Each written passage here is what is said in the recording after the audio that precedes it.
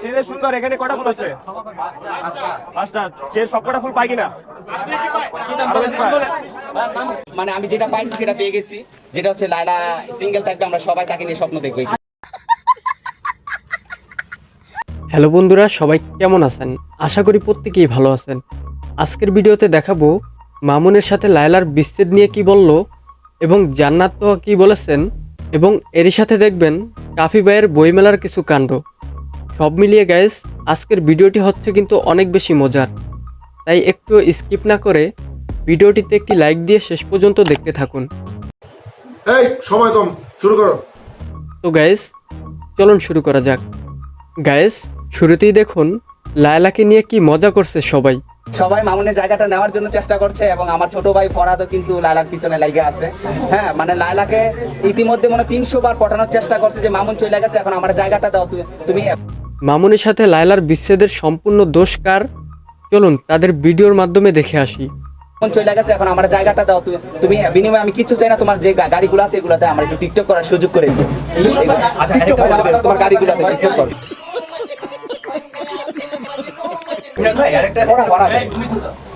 ইমরান ভাই, আমাদের জায়গা নাকি আপনি নিতে চাইছেন?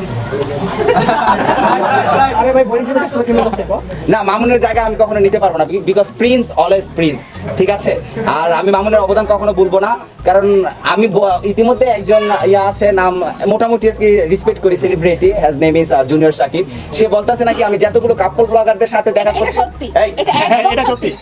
আমি বলতেছি এই কথাটা কিন্তু শাকিব যেটা বলছে না, একদম সত্যি, ঠিকই হয়েছে আমার লাইফে।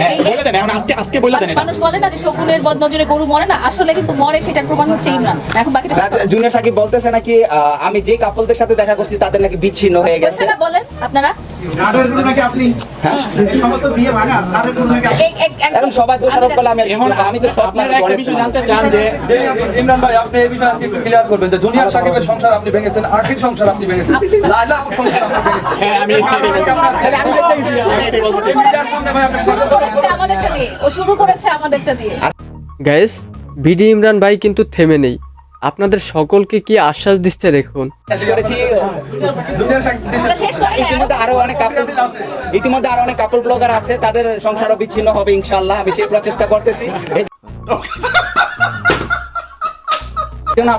আমার জন্য দোস্ত সংসারে পারতাম না, কারণ লায়লা আমার যেটা মানে আমি যেটা পাইছি সেটা পেয়ে গেছি, যেটা হচ্ছে লায়লা সিঙ্গেল থাকবে, আমরা সবাই তাকে নিয়ে স্বপ্ন দেখবো। আচ্ছা ভাই, জুনিয়র সাকিব কিন্তু এটাও বলেছে, আমার ফ্রেন্ড, আমি ওকে ভালোবাসি, রেসপেক্ট করি, কিন্তু এখন আর করি না, বিকজ হচ্ছে কথা বলতেছে যে আমি এটা করছি, আমি সেটা করছি।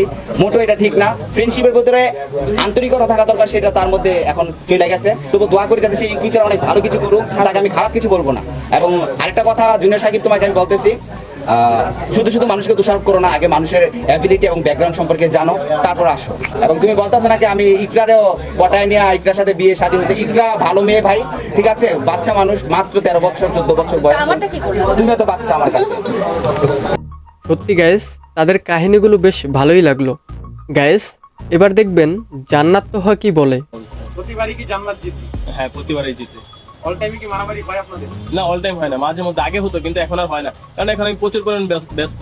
দিন শেষে দেখা যায় রাতে একটু সময় পাই, ওই সময় মারামারি করা হয় না। যাই হোক গাইস, এটার মানে সবাই বুঝবে না, শুধু লিজেন্ডের দৃষ্টি আকর্ষণ করছি। কমেন্ট বক্সে অবশ্যই সাড়া দিবেন। তো গাইস, এবার দেখবেন কবি কফিন্দ্রনাথ ভাইয়ের বইমেলার দৃশ্য। আচ্ছা, সিজে সুন্দর, সুন্দর কিনা? এ ভাই, কথা বলো না কেন? সিজে সুন্দর, এখানে কটা ফুল আছে? পাঁচটা। সে সবকটা ফুল পাই কিনা? আরেকটা মিলাই 6টা ফুল পাই কিনা? কিরে ভাই, কত কষ্ট টাকা নেন, সবগুলো আপনার জন্য। গাইস, সকলের মনে একটাই প্রশ্ন, বোরকা পরা মেয়েটি কি দোষ করলো? সে কি একটা ফুল পাওয়ার যোগ্য না? আছে, ফুল আরো আছে ভাইয়া।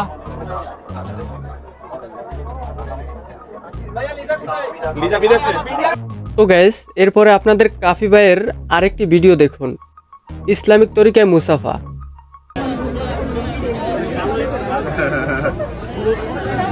এজন্য হাত ছাড়তেই চাইছে না।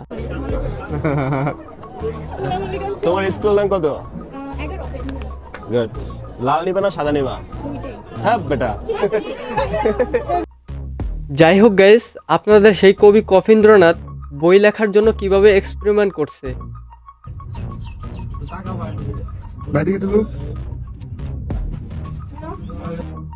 ভাই আমি আর কিছু বলবো না, বাকিটুকু এই ভাই বলে দিচ্ছে দেখুন। কোঠা আন্দোলনের সময় যাগো ভালো ভূমিকা ছেলে হ্যাগো মধ্যে দিয়ে দুইজন নায়ক নায়িকা বাইরে হইছে। একখান হইছে মগো কাফি ভাই আর একখান ফারজানা ভাই।